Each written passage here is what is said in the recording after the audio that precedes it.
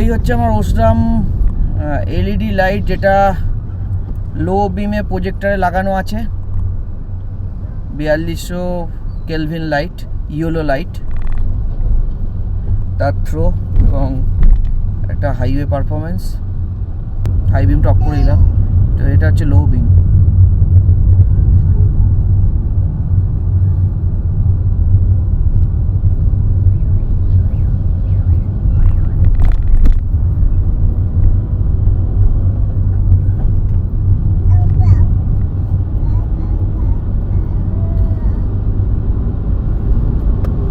আর এটা high beam সাথে, তো লো বিম প্রজেক্টরে লাগানো আছে। আর এটা হাইওয়েতে খুবই ভালো, খুব ক্লিয়ারলি দেখা যাচ্ছে সব কিছু।